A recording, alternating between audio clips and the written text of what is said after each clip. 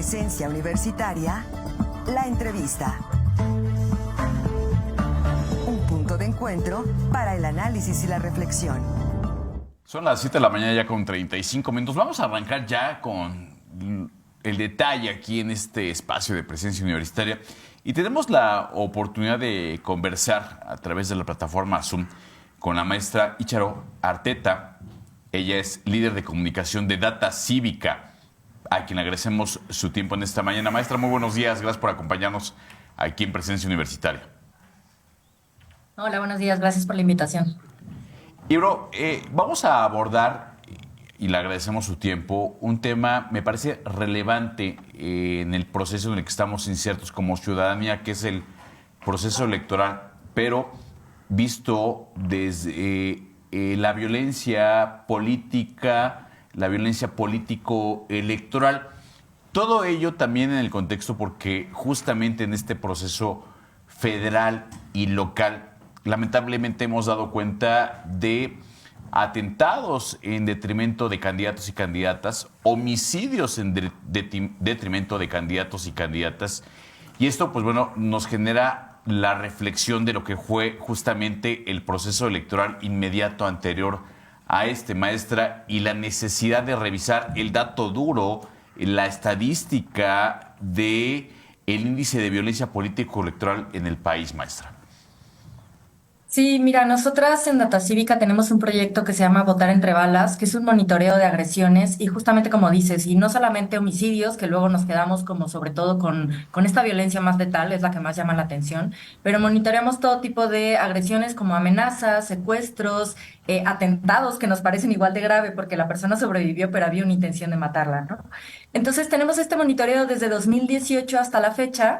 Y también vemos no solamente periodos electorales muy concretos, sino lo que pasa también entre esos periodos, porque después una persona puede ser electa para un cargo, pero ya que está en el poder, pues también sigue recibiendo estas presiones del crimen organizado, ¿no? Entonces, bueno, una de las cosas generales que te puedo comentar es que sí estamos viendo una violencia creciente. Habíamos registrado pues que los niveles más altos eran en 2018, después en 2021.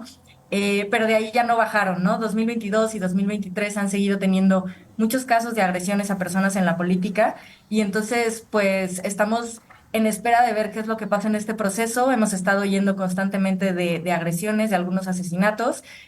Tampoco es que está muchísimo más alto todavía que lo que habíamos visto en años posteriores, pero el mes más violento suele ser justamente el que es previo a la elección, ¿no? Donde como que se terminan que definir las cosas. Entonces, pues vamos a ver en mayo qué pasa con estas situaciones.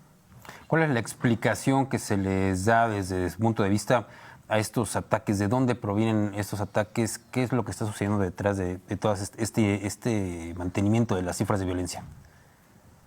Sí, miren, nosotras monitoreamos únicamente agresiones que parecen provenir del crimen organizado, ¿no? Por características como el tipo de arma que se usó, el tipo de agresión que es muy directa, ¿no? No, por ejemplo, si hay un conflicto entre partidos, ese no lo contamos en esto.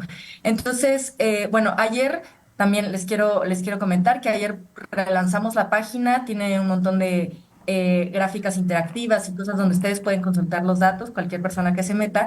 Y también un informe estadístico que se hizo desde acá, junto con México Evalúa, y el proyecto está también caminando con el medio Animal Político. Entonces, ellos, por ejemplo, publicaron un reportaje sobre Guerrero, y bueno, entre los tres y desde los distintos ángulos que abordamos, lo que hemos visto es pues obviamente que el crimen organizado ya está totalmente metido en la política, en el control de los territorios, sobre todo a nivel municipal, ¿no? De lo que tenemos nosotros registrados, 8 de cada 10 agresiones son contra personas de nivel municipal.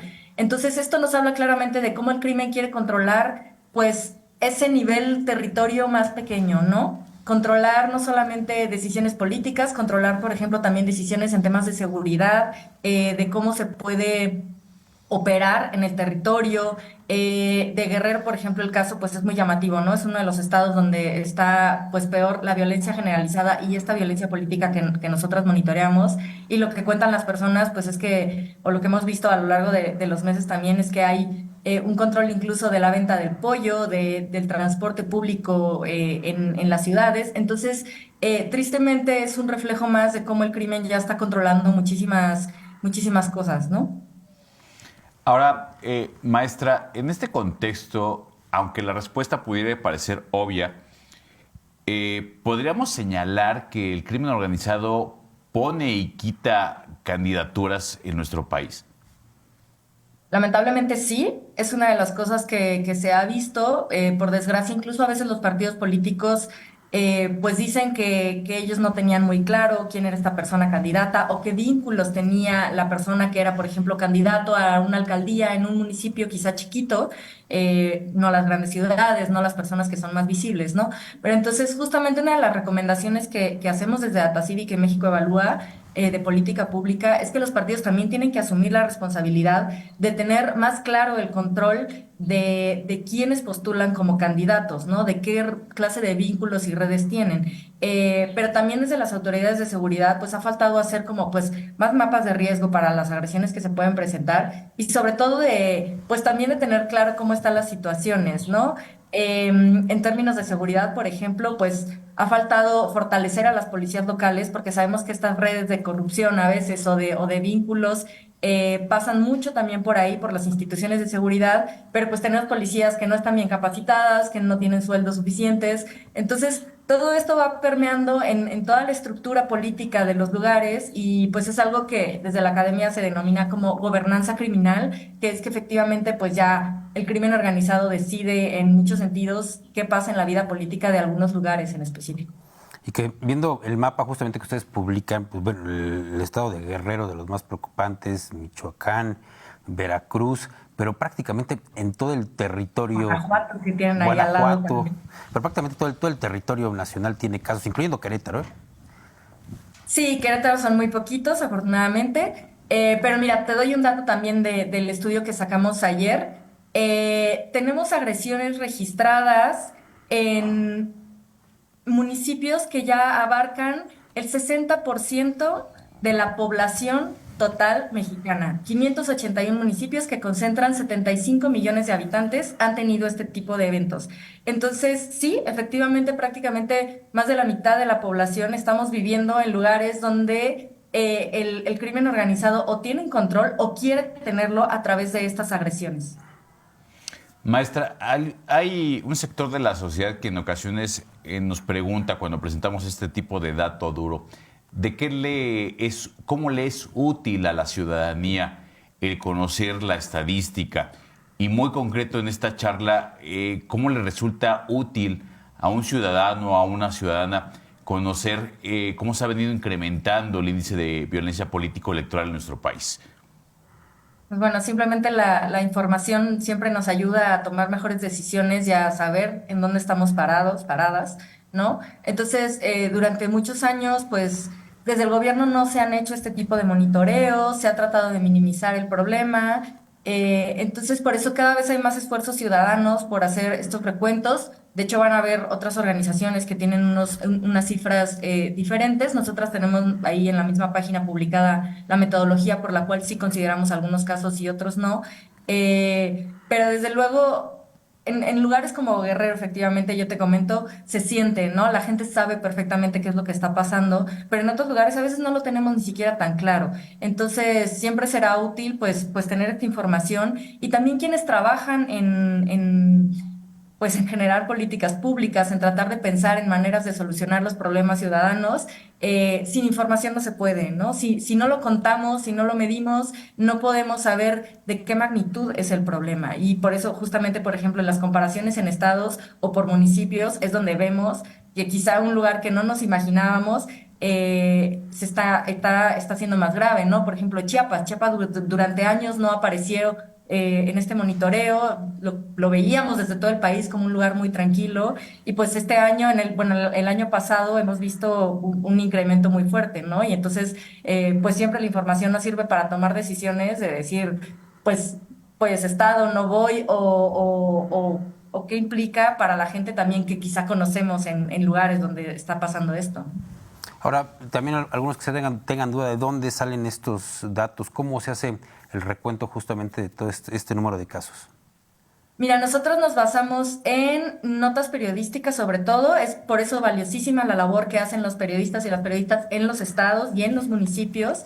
Tenemos cada caso reportado, confirmamos que esté, por ejemplo, publicado en al menos 2 fuentes de información que sean confiables.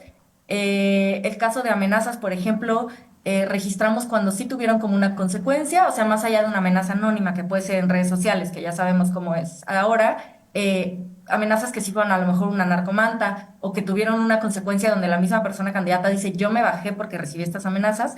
Entonces, todo eso con una especie de robot automatizado, se hace una búsqueda en todas las noticias del país que se publican y luego hay una supervisión humana donde una persona revisa estos puntos que te estoy comentando para ya integrarlos a nuestra base de datos, que como les digo es tanto asesinatos como también amenazas, ataques armados y no solamente a candidatos, también a personas que ya son funcionarias públicas, incluso funcionarias de seguridad, pero que estaban, digamos, fuera de combate, o sea que no es que hay un enfrentamiento, sino que un policía, un jefe policíaco que estaba comiendo con su familia un fin de semana y van y lo atacan directamente.